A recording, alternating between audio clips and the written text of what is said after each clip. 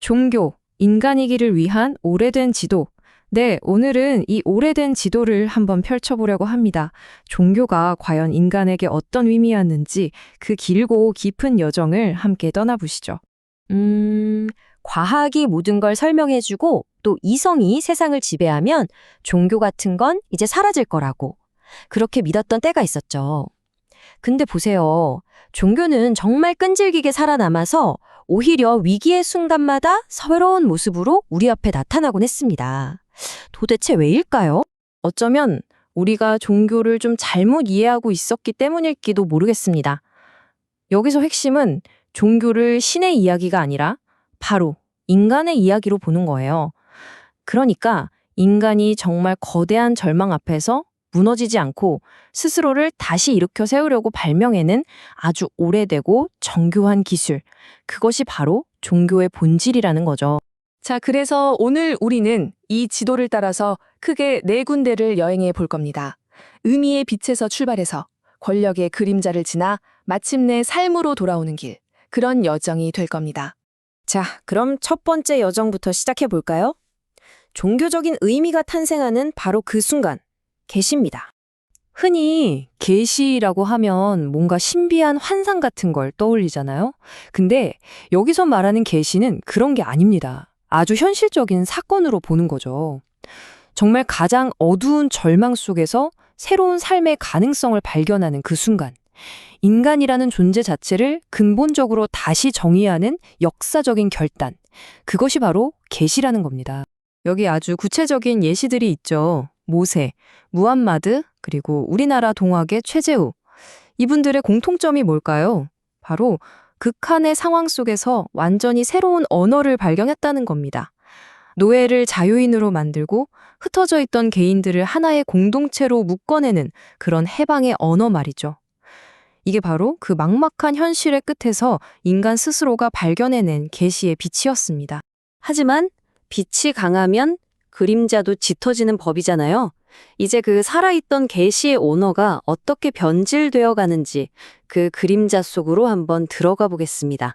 지금 보시는 이 차갑고 정적인 이미지처럼요.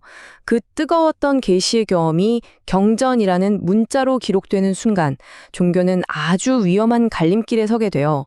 영원히 보존하려고 기록한 건데 오히려 그게 생명력을 가두어버리는 감옥이 될 수도 있다는 역설. 바로 여기서부터 시작되는 겁니다. 물론 경전 자체가 문제라는 건 아닙니다.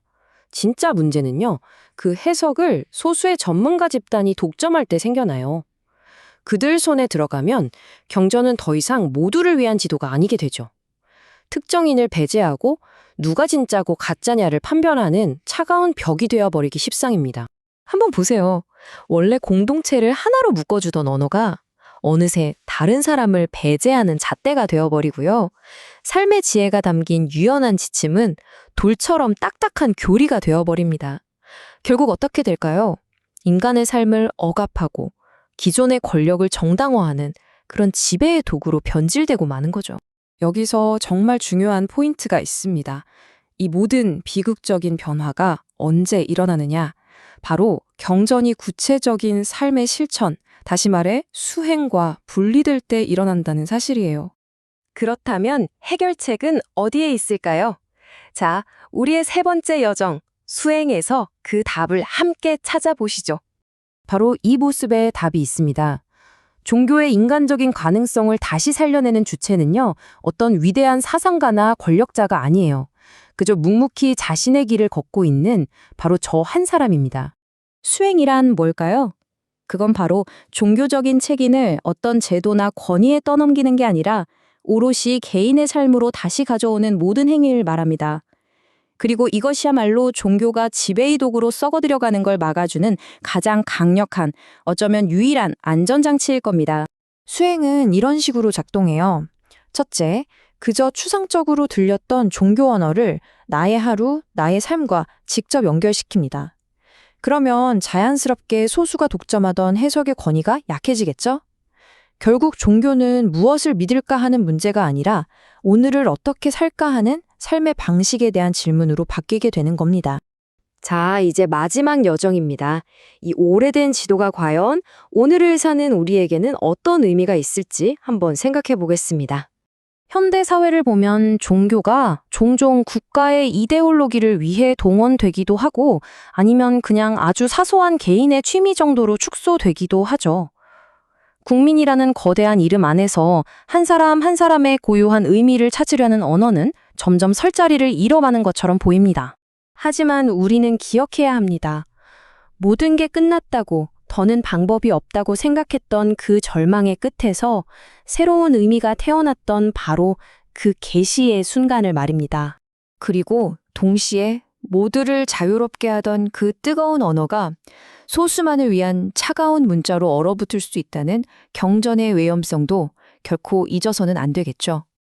그리고 마침내 이 지도는 우리에게 길을 보여줍니다. 그 모든 빛과 그림자의 갈등을 끌어안고서 다시 삶으로 한 걸음 한 걸음 나아가는 저 묵묵한 수행의 길이 있다는 것을요. 결국 종교는 박물관에 있는 과거의 유물이 아닌 셈이죠.